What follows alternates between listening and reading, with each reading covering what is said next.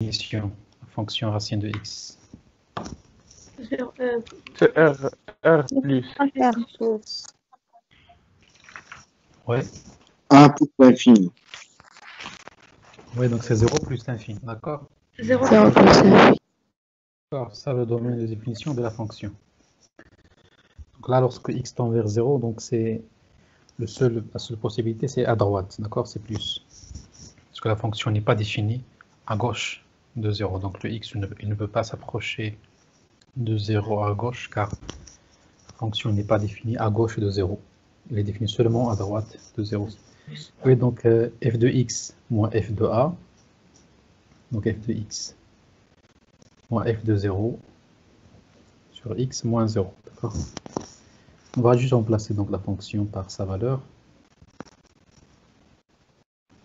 C'est racine de x. Alors, f de 0, c'est racine de 0, c'est égal à 0. Donc là, on aura, c'est la limite de racine de x sur x. Donc là aussi, si on remplace directement, ça donne 0 sur 0. Forme indéterminée. Alors, qu'est-ce qu'il faut faire pour lever cette forme indéterminée? Le conjuguer. X, racine de x carré ou factorise. Oui, donc là, on ne va pas utiliser le conjugué parce qu'on n'a pas de moins ici, comme dans le cas ici. Là, on va juste simplifier. Le racine de x, tout simple. Ouais. Alors, le racine de x, c'est quoi? C'est juste le x qui est là, c'est juste racine de x fois racine de x, d'accord? Donc,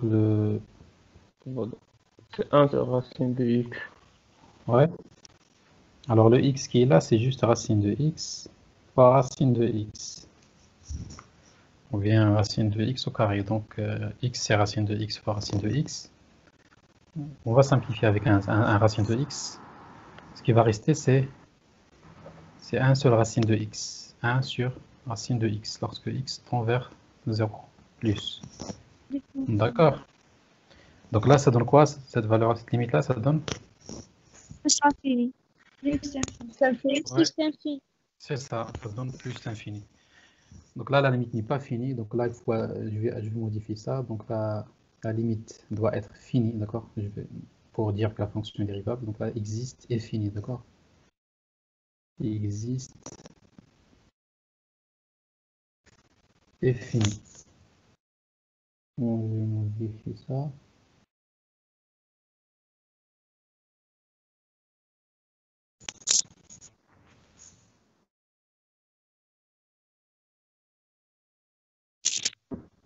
Existe et fini. D'accord. Donc là, la limite est infinie, donc on peut dire que la fonction racine de x n'est pas dérivable.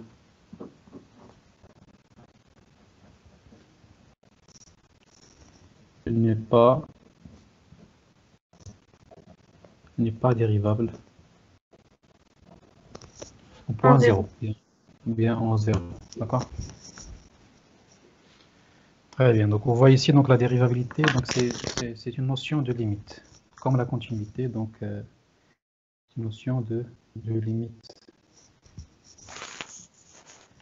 Là, c'est juste pour une dérivabilité en un certain point, d'accord?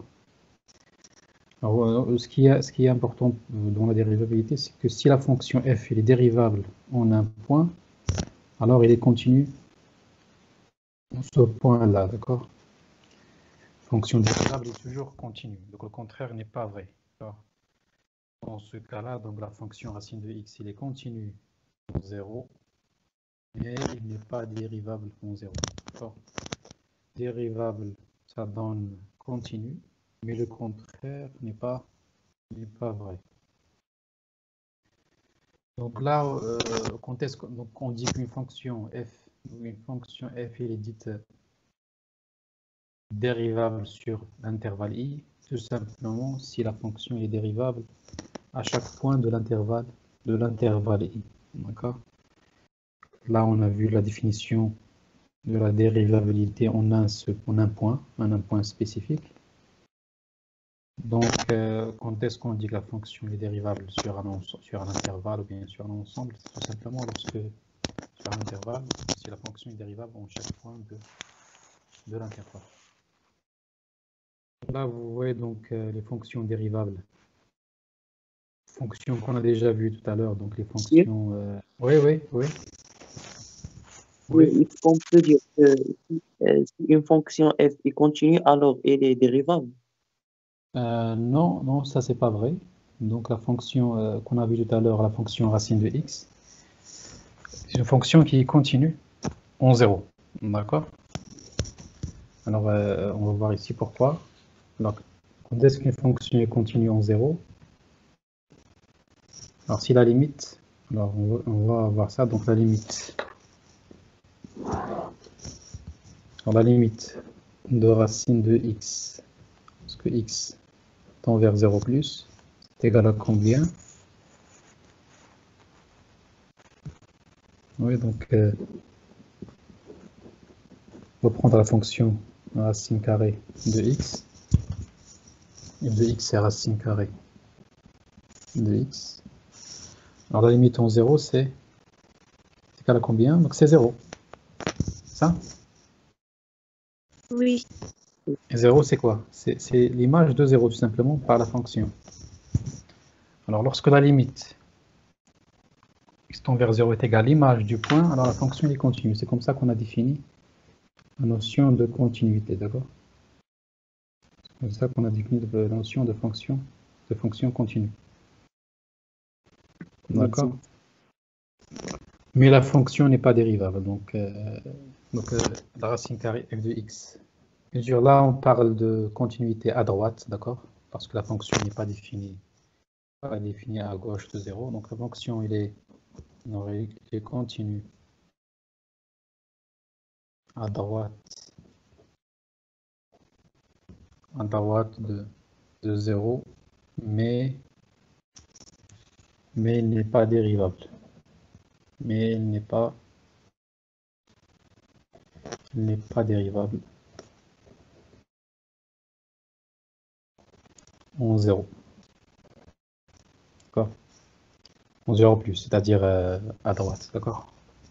À droite, ça veut dire 0 plus. Oui, pourquoi il n'est pas dérivable? Ou bien pourquoi il est continu? Il n'est pas dérivable. Oui, on l'a vu tout à l'heure. C'est la dernière chose qu'on a montré. On a montré qu'il n'est pas dérivable en 0. Ça? En 0 plus. Donc on a calculé la limite. On a trouvé que la limite est égale à plus l'infini. Et donc la fonction n'est pas dérivable. Mais là, c'est juste la remarque de votre camarade. Juste pour dire qu'une fonction continue peut ne pas être dérivable. D'accord? C'est le cas ici pour la fonction racine carrée. Bien, vous pouvez avoir un autre exemple. Alors, par exemple, la fonction f de x est égale à la valeur absolue de x, d'accord? On va voir par exemple sur R, tout simplement. Donc sur R, son domaine de définition. Alors cette fonction-là, c'est une fonction qui est continue sur R, mais elle n'est pas dérivable. Donc il y a un problème en 0. Donc la fonction n'est pas dérivable en 0. Parce que si on calcule cette limite, on va voir que cette limite n'existe pas. Pourquoi? Donc on aura à droite une valeur et on aura à gauche une valeur, d'accord? D'accord? Donc je vous laisse ça comme un petit exercice à montrer que sur R, donc montrer que cette fonction n'est pas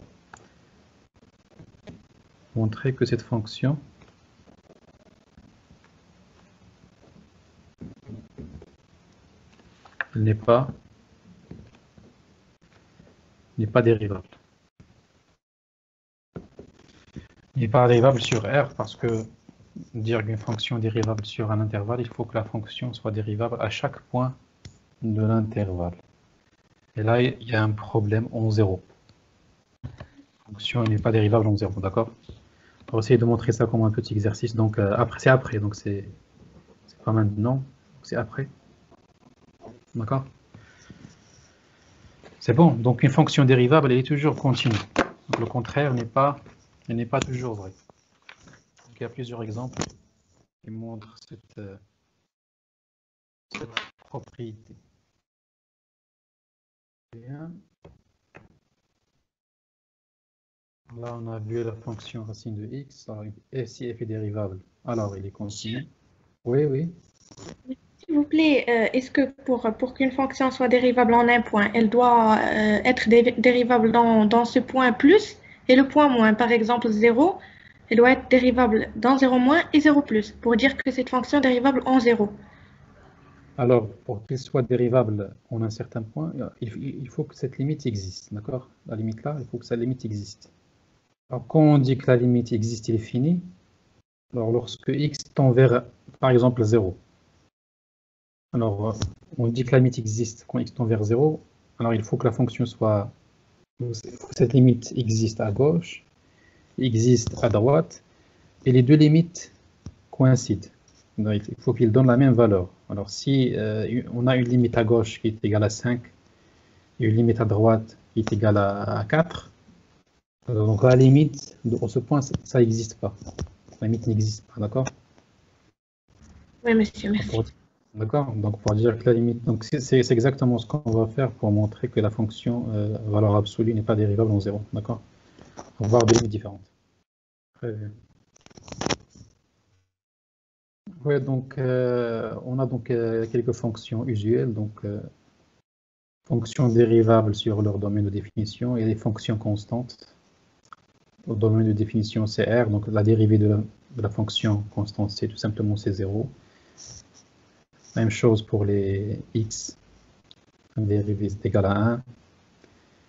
De puissance x à la puissance n, vous connaissez tout ça, donc c'est n fois x moins 1, donc domaine de dérivation, domaine de définition c'est R. 1 sur x, c'est moins 1 sur x carré. Voilà. Bien, on peut voir ça comme une puissance négative et appliquer cette formule. D'accord, quand vous voulez. Là aussi, on peut considérer ça comme x à la puissance moins n. On utilise cette formule, même s'il est vrai ici juste pour n appartient à n, mais on peut l'utiliser pour retrouver cette formule. La même chose ici, racine de x. On peut utiliser la puissance aussi. Donc, racine de x, on peut l'avoir comme x à la puissance 1 sur 2. Et donc, on peut appliquer cette formule-là, même si le n appartient à n. Là, c'est juste une méthode pour retrouver la dérivée de racine de x, par exemple, juste pour voir les choses. Et donc là, il s'agit de... Oui, oui, oui. Quelle est la dérivée de 1 sur f à la puissance n? La dérivée de 1 sur x à la puissance n, oui. F à la puissance n. Fonction à la puissance n. Une fonction à la puissance n. Oui, donc on va voir ça après, on va voir ça. Là, tu parles de la composition, c'est ça? C'est composition entre deux fonctions, c'est ça? Oui. Oui, c'est ça. Donc on va voir ça après. Donc là, c'est juste la dérivée des fonctions élémentaires. Voilà. Après, on va voir comment on va dériver toutes les fonctions composées. Oui. Donc, il y a d'autres fonctions élémentaires. C'est sinus, la dérivée de sinus, c'est cosinus. La dérivée de cosinus, c'est moins sinus. La dérivée de ln de x, c'est 1 sur x. D'accord. Là, c'est le domaine de définition, c'est R plus, étoile. Intervalle 0, l'infini, 0 ouvert. La fonction elle-même, la fonction exponentielle x, sa dérivée, c'est la fonction elle-même, d'accord? Ouais, donc plus on passe à l'équation de la tangente, alors si une fonction est dérivable en un certain point, alors la courbe de la fonction, elle admet une tangente à ce point-là. D'accord? Cette tangente-là, donc il a une équation. Son équation, c'est y est égal à f' de a, x moins a, plus f de a. D'accord?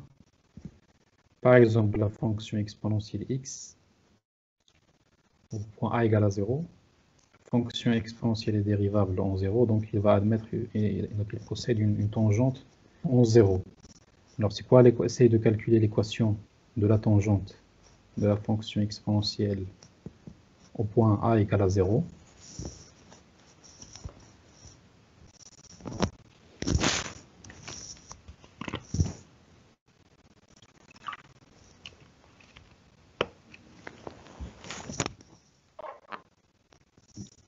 Ouais, donc c'est quoi la dérivée de l'exponentielle? C'est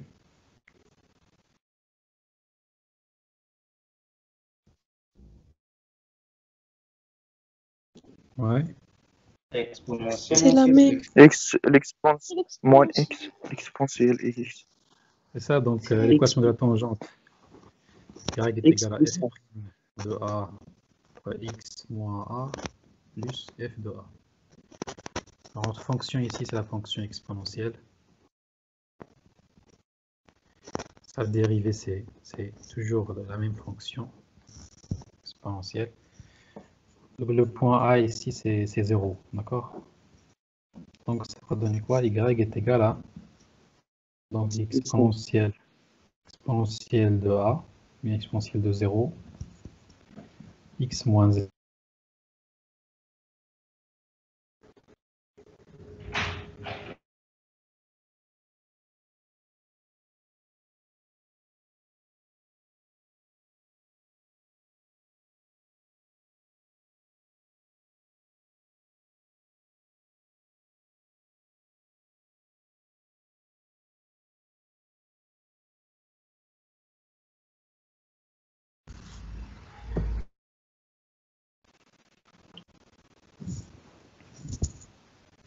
Ouais, donc j'ai eu un petit problème de connexion. C'est bon maintenant? C'est bon?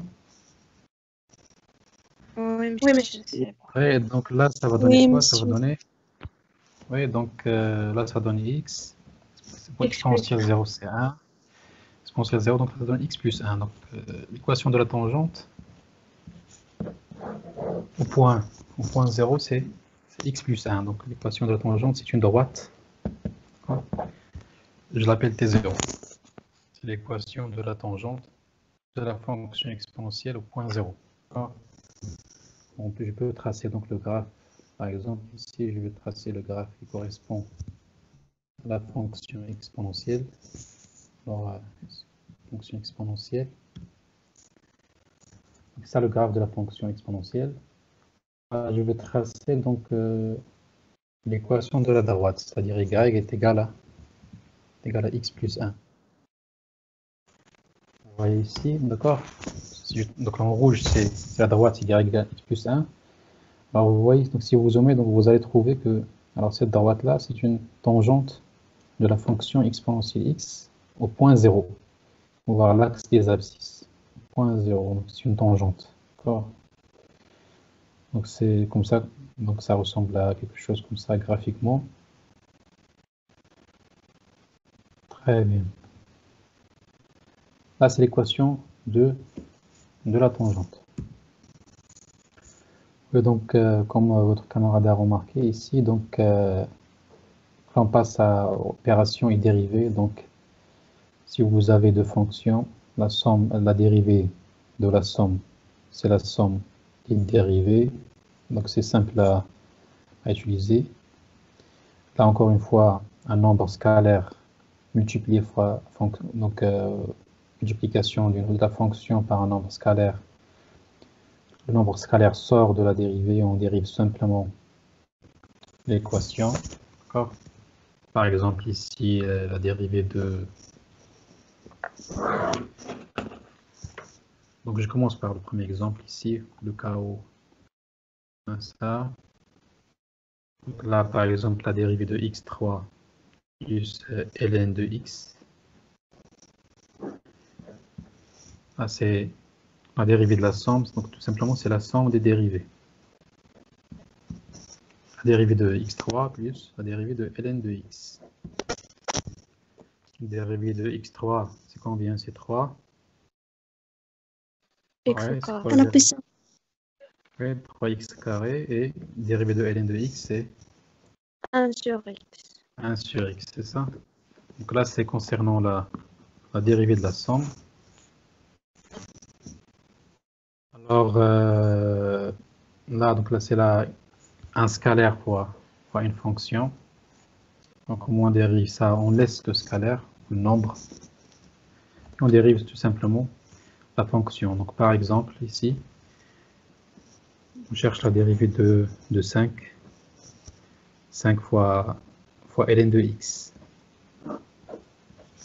5 ln de x. Alors on va juste écrire le 5.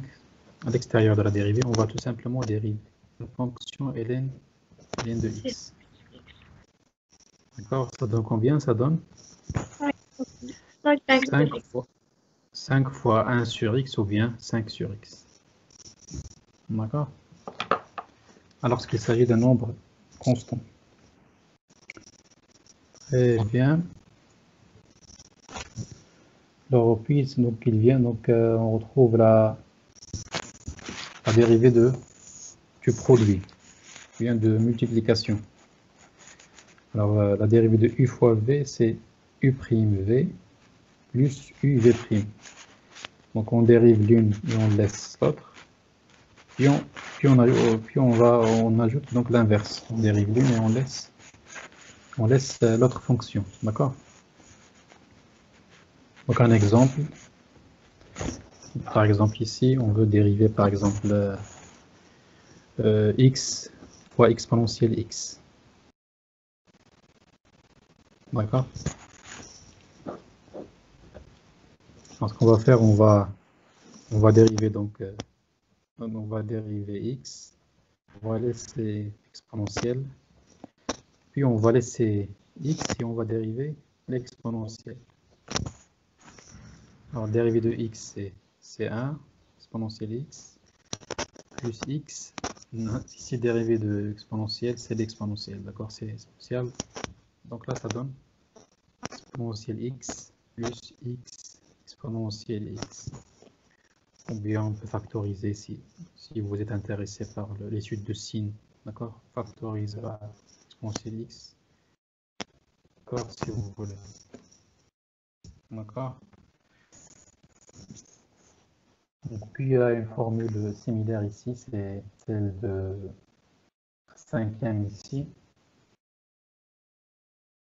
Là, c'est le quotient. Là, c'est la multiplication. Là, c'est le quotient. Donc, ça donne à peu près la même formule. La seule différence, il faut diviser par v carré.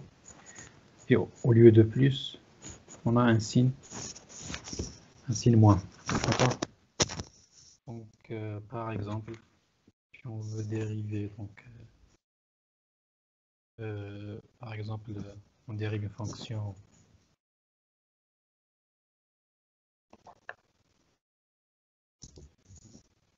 On dérive ln de x divisé par x. Qu'est-ce qu'on va faire? On va faire comme la multiplication avec un signe moins. Avec un signe moins ici. D'abord, on va diviser par le carré de la fonction. Donc là, c'est x carré. Donc on va dériver ln de x. Donc c'est quoi la dérivée de ln de x? C'est 1 sur x. Multiplié par la fonction x. Là, faites attention à un signe moins, d'accord?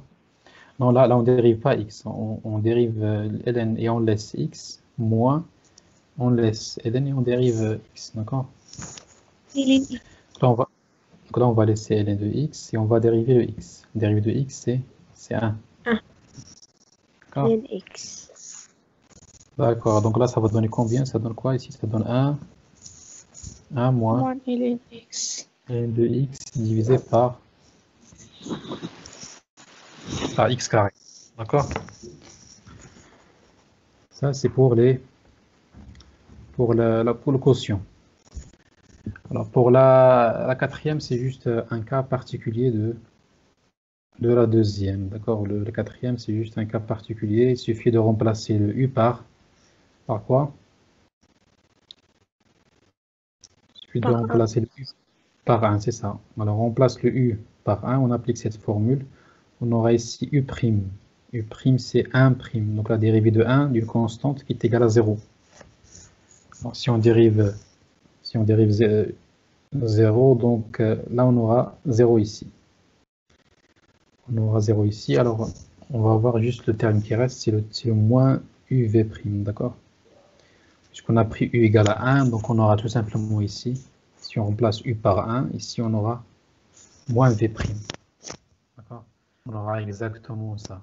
On aura exactement ça. Donc là, la quatrième, c'est juste un cas particulier de la cinquième. D'accord? Monsieur, Oui. s'il vous plaît, dans la quatrième formule, si on a la dérivée de 1 sur V au carré, ou bien 1 sur V à puissance n. Oui, donc on va voir ça après. Donc c'est 6, d'accord? C'est la sixième, d'accord? Là, donc là, vous voyez, c'est la composée d'une fonction à la puissance n, d'accord? Donc u à la puissance n, alors qu'est-ce qu'on fait comme dérivée? Donc on fait n fois u à la puissance n moins 1, c'est comme si vous dérivez donc x à la puissance n. Et là, il faut ne pas oublier de multiplier par u'. D'accord? Alors, la remarque de votre camarade, donc si tu as 1 sur u à la puissance n, alors tu peux écrire ça comme u à la puissance moins n. D'accord? Il y a plusieurs façons pour voir ça. Donc là, c'est une remarque. Donc 1 sur u à la puissance n. Alors tu peux voir ça comme u à la puissance moins n. D'accord? Donc pour la dérivée, qu'est-ce que tu fais? Donc tu multiplies par moins n. Fois u à la puissance moins n moins 1. Et tu multiplies par la dérivée de u. D'accord? Ou bien tu peux appliquer cette formule, la formule qui est là, 1 sur v. C'est moins v' sur v carré. D'accord? Donc c'est la même chose, ça donne le même résultat. Si on applique cette formule-là, donc v carré, c'est quoi v carré ici? La fonction v, c'est un au carré. Ici, moins la dérivée de un. D'accord? On continue le calcul ici. Donc là, ça donne quoi? Ça donne moins n fois u à la puissance n moins 1 fois u'. Et là, c'est u à la puissance 2n. D'accord? Je peux faire une simplification ici. Alors, n moins 1 moins 2n. Ça donne combien? Ça donne... Alors, n moins 1 moins 2n, ça donne n moins 1 moins 2n, c'est moins n moins 1, d'accord? C'est u à la puissance moins n moins 1 fois u'. Donc ça donne exactement le même résultat pour cette fonction, d'accord? Il y a plusieurs façons pour calculer les dérivées, d'accord? Là c'est juste une remarque entre parenthèses. Oui, donc si on dérive par exemple un exemple pour utiliser cette formule-là, donc si on a par exemple,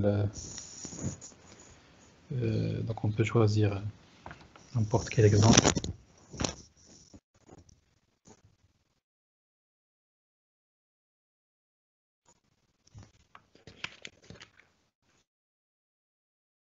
Alors, par exemple, 3x plus 1 à la puissance 5. Alors, comment calculer la dérivée de cette fonction? Oui. Alors, c'est quoi la dérivée de cette fonction?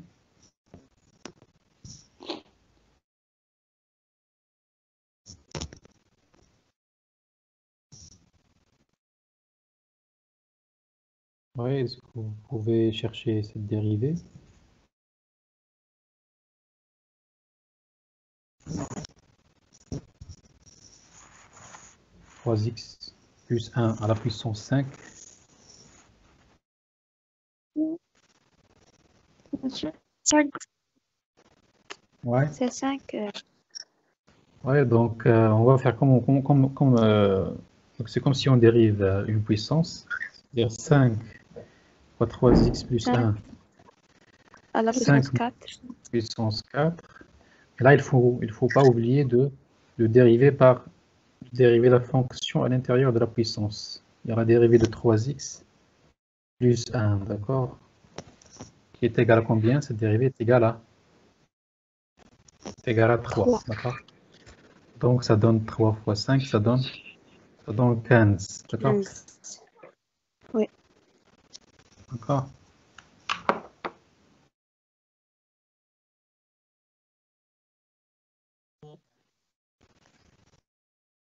Très bien. Oui, donc on passe à un septième. Là, c'est la racine carrée d'une fonction. Donc, un moment, s'il vous plaît.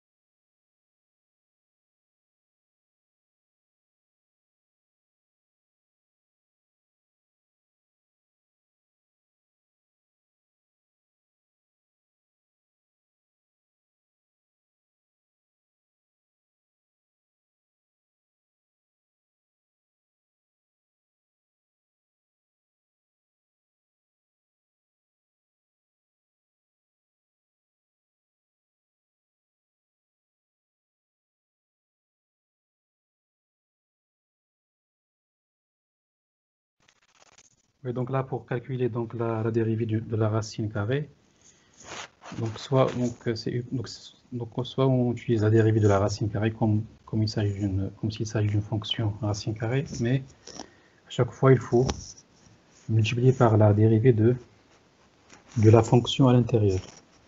Donc exactement comme on a fait ici, d'accord? Donc par exemple, on va chercher la dérivée de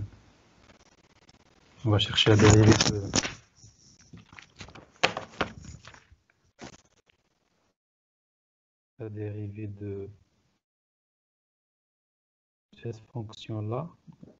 Essayez de trouver cette dérivée, la racine carrée de x carré plus 1.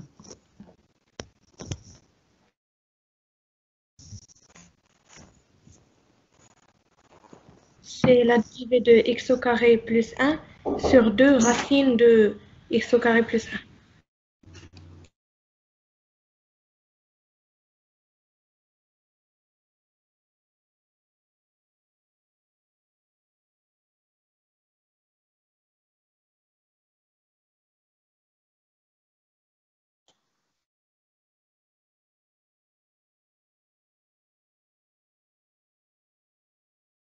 Monsieur, votre micro est désactivé.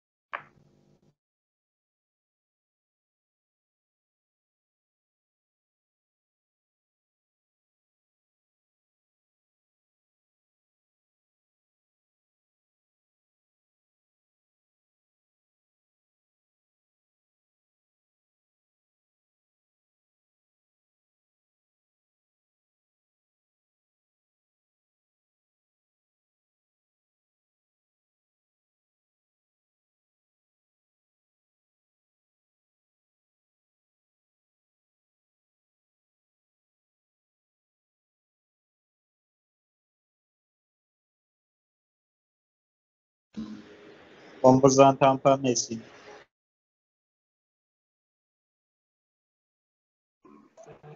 Monsieur, vous êtes bloqué.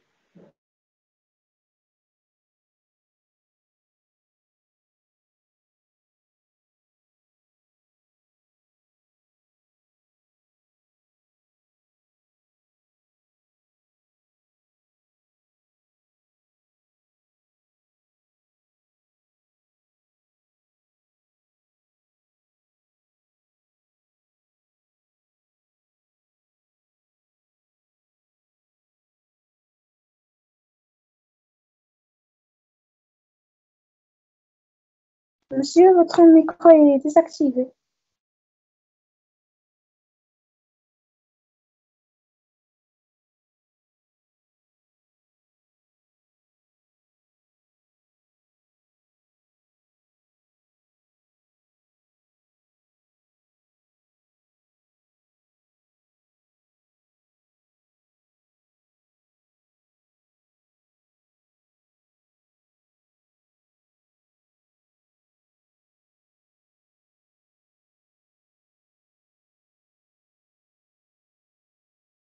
Ouais, donc là, qu'est-ce qu'on va faire? On va juste utiliser donc la dérivée de la racine carrée. Donc c'est 2 fois. Donc vous connaissez donc la dérivée de la racine carrée, c'est 2x. 1 sur, C'est la dérivée de x au carré plus 1 sur c'est 2 ça. racines. Sur 2, sur la 2 racines x deux plus racines de Ouais. x. Ouais, donc on fait comme si on dérive la fonction racine carrée, mais on n'oublie pas de dériver par, ou bien de multiplier par la dérivée de la fonction à l'intérieur de la racine carrée. Là, c'est x carré plus 1 prime, d'accord? Alors, cette dérivée est égale à 2x. Donc, on aura une petite simplification. Donc, on simplifie par 2. Donc, la dérivée, c'est x divisé par x carré plus 1. D'accord? Oui, donc là, c'est la composition. C'est composition entre u et la dérivée. Donc, ce qu'on est en train de faire là, c'est la dérivée de composition de deux fonctions. Là, c'est la composition de u avec la fonction x à la puissance n. Là, c'est la composition de u avec la fonction racine carrée. Et là, c'est la composition de u avec la fonction exponentielle. Là, on fait la même chose aussi. On dérive l'exponentielle et on multiplie par la dérivée de la fonction avec laquelle on a composé l'exponentielle. Par exemple, donc l'exponentielle de x carré plus x, on va dériver. Alors on fait comme si on dérive la fonction exponentielle. D'accord, c'est exponentielle x carré plus x. Et on va multiplier par la dérivée de la fonction avec laquelle on a composé. D'accord. Là, on va multiplier par la dérivée de ça. Et ça, la dérivée de ça, c'est plus 1. 2x. D'accord, 2x plus 1. C'est 2x plus 1 fois l'exponentielle x carré plus x. D'accord. Très bien, donc là c'est concernant les dérivés. Donc là on a une formule générale même, une formule générale de la dérivée de la composition de deux fonctions.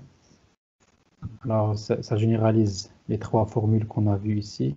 Donc qu'est-ce qu'on fait? On dérive la fonction, la première fonction, appliquée à la deuxième fonction, mais on n'oublie pas toujours par dériver par multiplier par la fonction qui se trouve à l'intérieur de l'autre fonction. Là, il s'agit de E' qui est là, E' qui est là et de E' qui est là. D'accord? Ça, c'est la formule générale de dérivée de composé.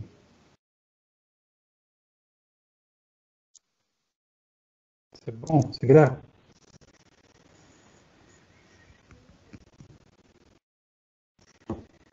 Très bien. Donc, on passe à la notion d'un extrémum local.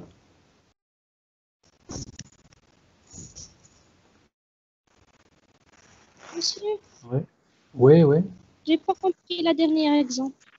Exemple numéro 9. Oui, donc le dernier exemple, c'est juste une généralisation des trois formules qu'on a vues, d'accord? Alors, c'est juste une généralisation. Donc, en pratique, donc c'est exactement ça. Donc là, c'est écrit d'une façon abstraite, c'est-à-dire pour une fonction UV. Donc là, c'est exactement ça. Donc ça, c'est la même chose. Alors, les quatre, ça, c'est exactement, il s'agit de la même chose, d'accord? Monsieur, Oui, là, j'ai pas donné le nom à la fonction U. Là, j'ai choisi la fonction U. Oui.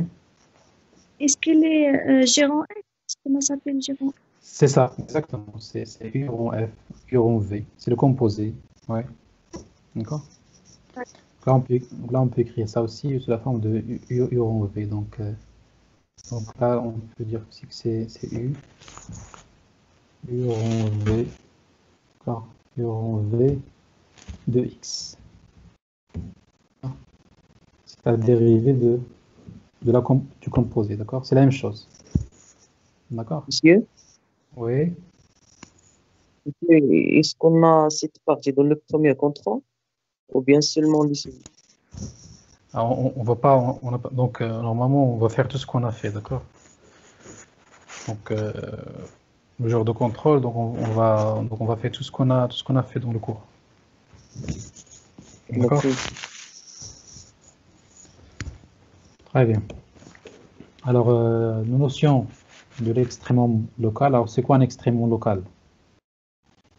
D'abord, on définit c'est quoi un point critique.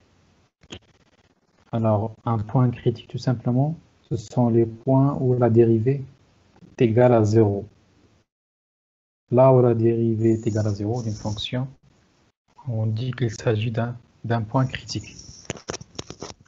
D'accord? Donc, par exemple, dans la fonction x à la puissance 3, alors si on trace la fonction x à la puissance 3, fonction qui a la courbe suivante. Alors, vous voyez ici que cette courbe-là, donc ça possède une seule tangente horizontale, c'est au point 0. D'accord, vous pouvez calculer la dérivée de x3, c'est 3x carré.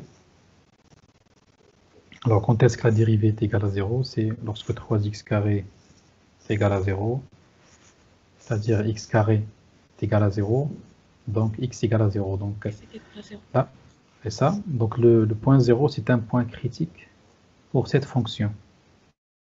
D'accord? C'est un point critique. C'est-à-dire là où la dérivée est nulle. On peut avoir aussi donc, un point critique comme ça. Donc, si on considère par exemple 1 moins x carré, d'accord? Comme ça même. Donc, plus 1, c'est bien moins 1 ici. 1 et moins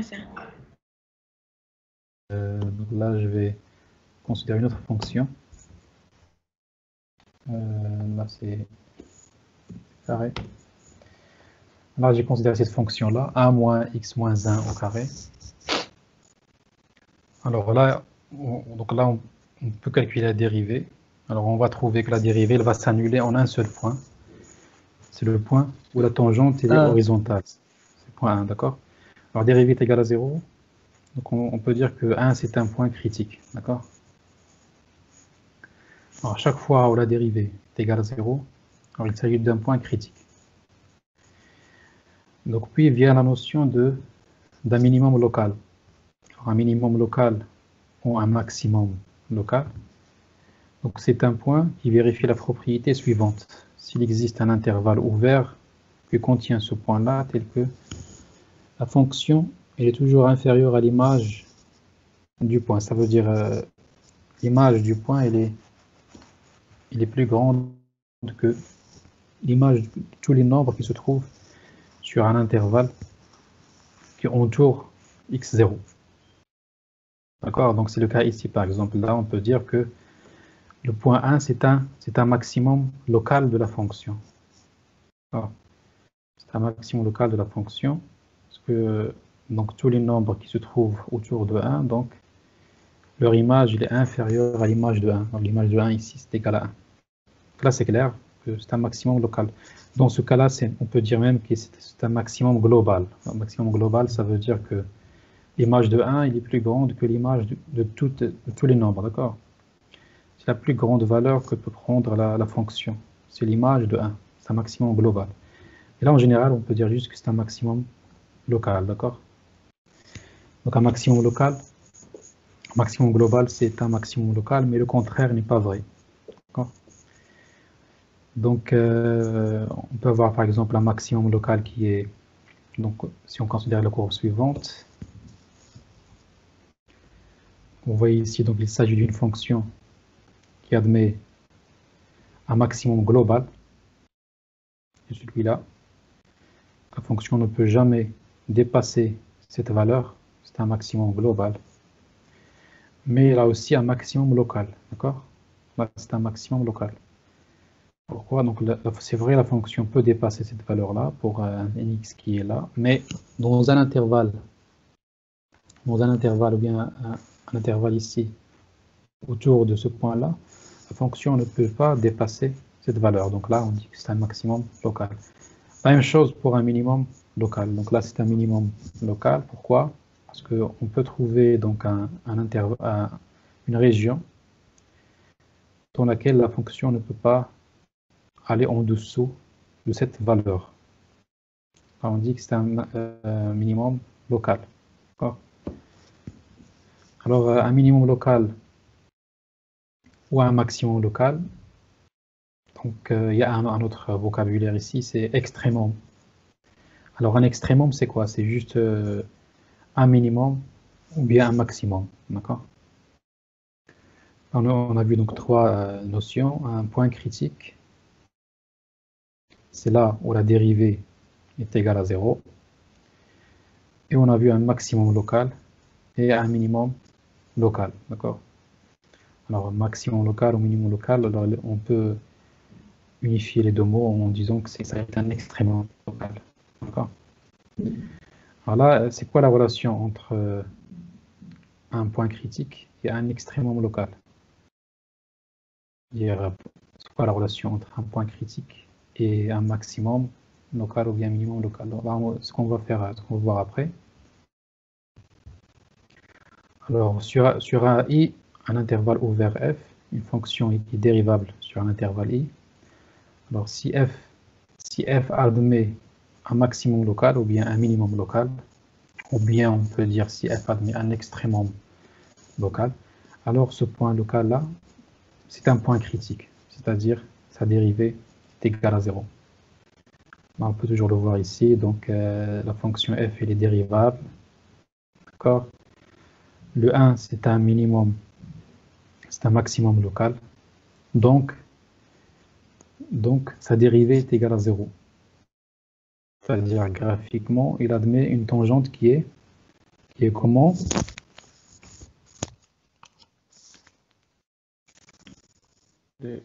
Horizontale. Ouais, c'est ça, qui est horizontale. Alors si on trace la tangente qui correspond au point 1, on va voir qu'il s'agit d'une tangente qui est horizontale, d'accord? La tangente qui passe par 1, c'est une tangente. La tangente qui correspond à x égale à 1, c'est une tangente horizontale. C'est-à-dire la dérivée est égale à 0. C'est-à-dire un point critique, d'accord? Un point critique, c'est là où la dérivée est égale à 0. Donc un maximum local ou bien minimum local, la dérivée toujours est égale à 0. D'accord? Maximum local ou bien minimum local plus la fonction dérivable. Alors ça donne automatiquement que donc là, je l'appelle ça donc A c'est un maximum local ou bien minimum local. Ça donne toujours que la dérivée de A est égale à 0. D'accord. Donc si on a un point A est un maximum local ou bien un minimum local, et si la fonction est dérivable, alors la dérivée de A est égale à 0. C'est-à-dire ce qu'on appelle un point critique. Là, faites attention, l'inverse n'est pas vrai. D'accord? Si la dérivée est égale à 0, on a un certain point, alors ça n'implique pas nécessairement qu'il s'agit d'un minimum ou bien d'un maximum. D'accord? Est-ce que vous connaissez un certain exemple? Ouais. Est-ce que vous connaissez un certain exemple où la dérivée d'un certain point est égale à 0, mais il ne s'agit pas d'un minimum ou bien d'un maximum local? Ouais. Est-ce que vous avez un exemple? Une idée?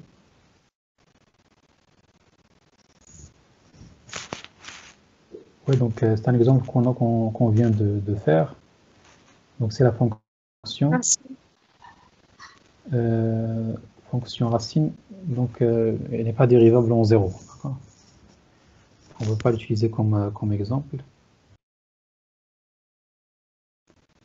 Oui, donc si on considère la fonction f de x est égale à x à la puissance 3, une fonction qui est dérivable. Alors, sa dérivée, c'est 3x carré. D'accord? Alors, c'est quoi la dérivée de 0? C'est égal à combien? 0. Oui, une dérivée de 0 est égale à 0. mais 0 n'est pas un minimum local ou bien maximum local. Mais 0 n'est pas un extrémum local, d'accord? Pas un extrémum local. Tout ce qu'on peut dire, c'est une seule implication. Un extrémum local, ça donne la dérivée est égale à 0. Mais la dérivée est égale à 0, ça ne donne pas le fait qu'il s'agit d'un maximum local, d'accord? On va retracer la fonction x carré qu'on vient de voir. Je dirais x3.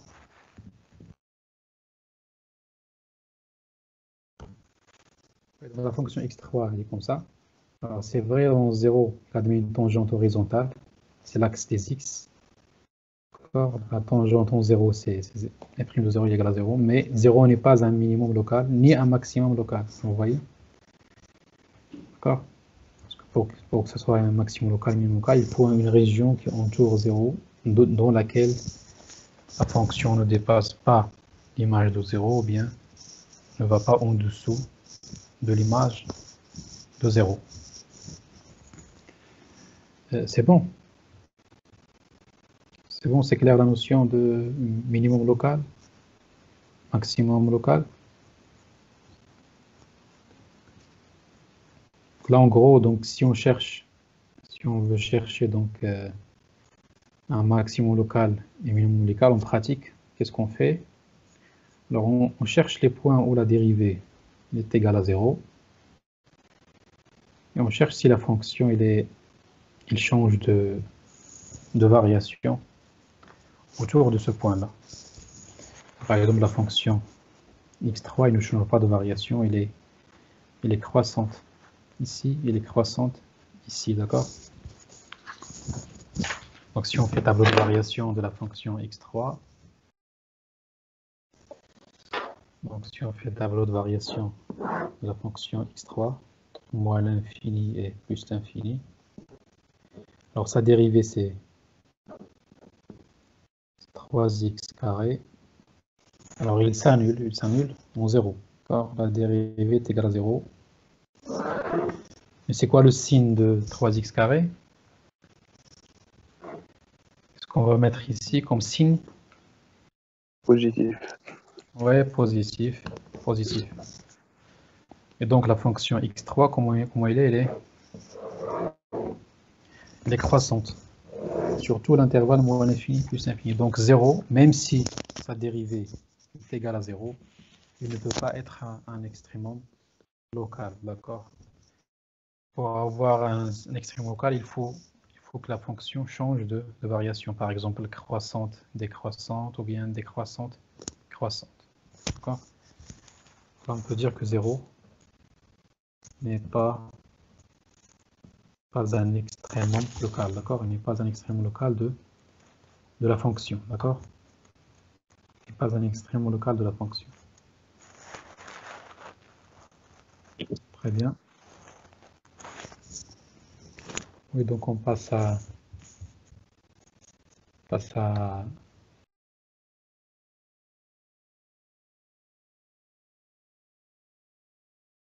donc un résultat donc, qui est important, donc, ce qu'on appelle le théorème de Rolle. Alors qu'est-ce qu'il dit ce théorème-là? Alors si on a deux nombres A inférieurs strictement à P, une fonction qui est continue sur l'intervalle fermé AB, la fonction elle est continue sur AB et elle est dérivable sur l'intervalle ouvert AB, l'image de A est égale à l'image de B. Alors qu'est-ce qu'on peut dire? Je vais faire une petite motivation graphique.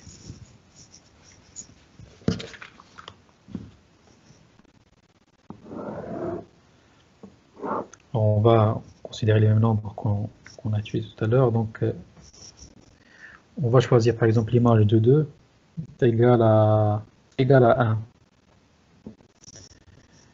On va considérer l'image de 3 est égale aussi à 1. D'accord? Alors l'image de 2 c'est égal à l'image de 3. La fonction, on va la choisir dérivable, d'accord? Qui va démarrer de ce point et arriver à ce point-là. Alors, qu'est-ce qu'on peut dire à propos de cette fonction? Alors, si f de 3 est égal à f de 2, si la fonction est dérivable sur l'intervalle de 3 et continue sur l'intervalle fermé de 3, alors on aura donc au moins un point où la dérivée est égale à 0. Alors, comment on peut observer la dérivée est égale à 0 graphiquement?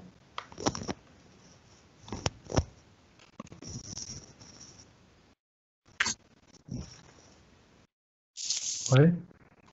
Parfois, on peut observer donc le fait que la dérivée d'un certain point est égale à 0 graphiquement. Maximum local ou bien Au minimum. maximum local minimum. Oui, c'est ça. Ouais. Oui, donc là, on peut voir ici, donc on a des tangentes horizontales ici, d'accord? Donc là, on a une tangente horizontale, ça veut dire que la dérivée est égale à 0, d'accord? C'est la dérivée d'un certain nombre est égale à 0. Ah, vous voyez, on a trois nombres ici. On a trois nombres qui vérifient. La dérivée est égale à 0. Il y a ce nombre-là. L'image de ce nombre-là, je vais l'appeler, donc celui-là, je l'appelle C1 par exemple. Celui-là, C2. Celui-là, C3, d'accord? Dans cet exemple-là, on a trois nombres dont la dérivée est égale à 0. D'accord? C'est ça le théorème de Rolle. Le théorème de Rolle, il nous dit que si f de 2 est égal à f de 3, alors f continue sur l'intervalle fermé de 3, f est dérivable sur l'intervalle ouvert de 3. D'accord? C'est la condition du théorème de Rolle. La fonction est continue sur l'intervalle fermé, dérivable sur l'intervalle ouvert, et il faut que l'image de la première borne de l'intervalle soit faut qu'il coïncide avec l'image de la deuxième borne. C'est la première condition. Dans ces trois conditions, ça permet de dire que l'équation f' de x est égale à 0 admet au moins une solution sur l'intervalle ouvert de 3. D'accord? Admet au moins une solution. Bien sûr. Là, bien sûr, on a trouvé graphiquement, on a trouvé trois solutions. Mais le théorème de Rolle, ça nous donne l'existence au moins une solution. D'accord? Bien sûr, si la fonction est dérivable sur intervalle fermé de 3, alors on peut donc rassembler ces deux conditions en une seule condition, si la fonction est dérivable. Parce que s'il est dérivable sur l'intervalle fermé de 3, il est continu sur l'intervalle fermé de 3. Mais là, le théorème de Rolle nous dit que on a besoin seulement de la dérivabilité sur l'intervalle ouvert. D'accord? Alors, l'équation f' de x admet au moins une solution, c'est-à-dire il existe un c, on peut trouver un c qui appartient à l'intervalle dont la dérivée est égale à 0. D'accord? C'est bon, donc je vous laisse donc cet exemple à faire, d'accord? Un exercice à faire. Je vais le mettre sur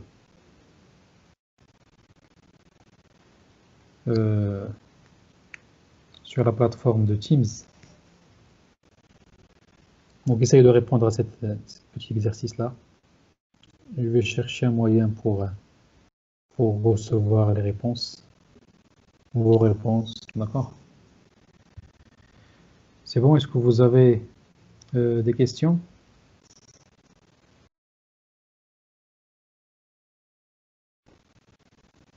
Oui, est-ce que vous avez des questions sur le théorème de Rolle?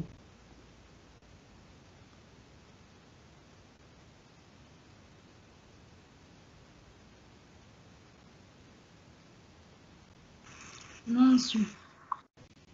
D'accord. Dans ce cas, donc, on se voit donc voit la semaine prochaine. Pour les TD, donc j'ai déposé donc les TD donc dans la partie fichier. Donc j'ai déposé les vidéos et les PDF. Donc j'ai déposé aussi donc les corrigés sur la plateforme Moodle, mais donc sur Moodle donc il y a un problème lors du chargement des vidéos, donc ça ne permet pas de charger des vidéos.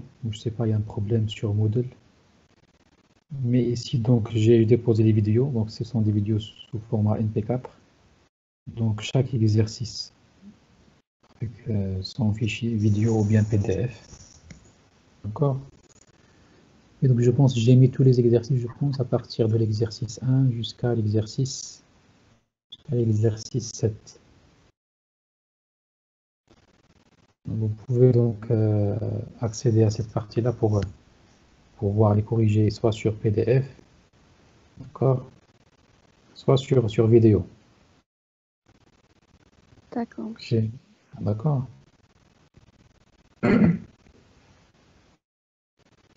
Donc, je ne sais pas si les vidéos ça marche ou sur Teams.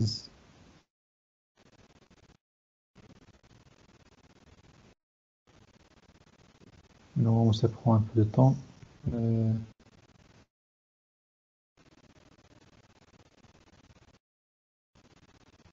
Ouais, je pense pour ça, ça marche, je pense. Ouais, mais ça marche.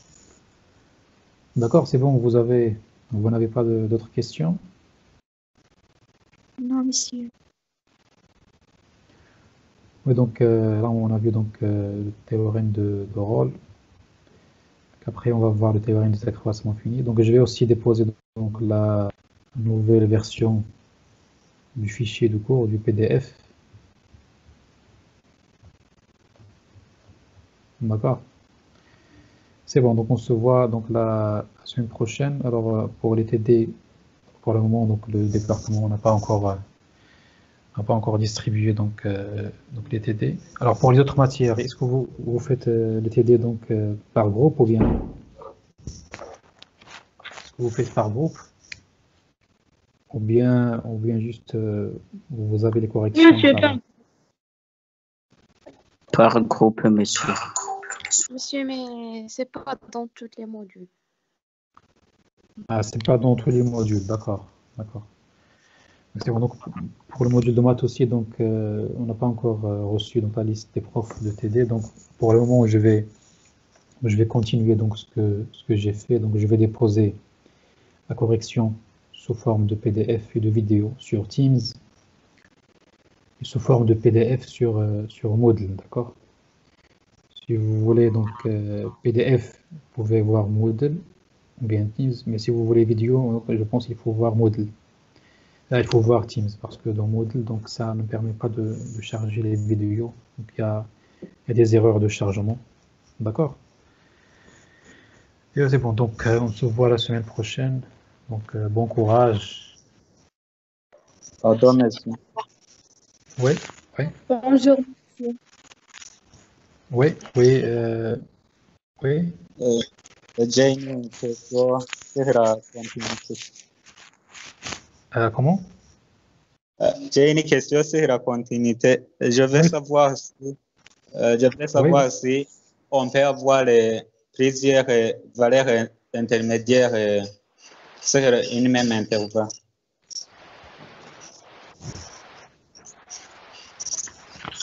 Oui, on peut avoir ça. C'est-à-dire, on peut avoir ça, on peut avoir donc...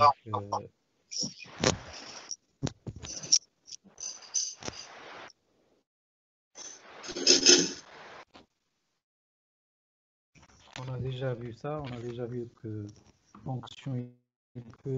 tu parles de théorème de Rolle ou bien théorème des valeurs intermédiaires? Je pense à entendre théorème des valeurs intermédiaires, c'est ça? Oui. Bien ça. C'est ça, donc on a déjà vu cet exemple-là. On a déjà vu que on peut avoir plusieurs valeurs intermédiaires, c'est-à-dire fonction est égale à 0. Surtout si la fonction elle n'est pas monotone. Alors, s'il n'est pas monotone, alors on peut avoir plusieurs valeurs où la fonction s'annule. D'accord? Donc là, par exemple, il s'annule en 3 points. D'accord? Ce point-là, celui-là et celui-là. Et si la fonction elle est strictement monotone, c'est-à-dire strictement croissante, bien strictement décroissante, alors on aura une seule solution. Cette équation-là, elle va admettre une seule solution. C'est bien ça ta question, c'est ça? Merci. D'accord. D'accord, c'est bon. Donc on se voit la séance prochaine. Donc bonne journée et au revoir.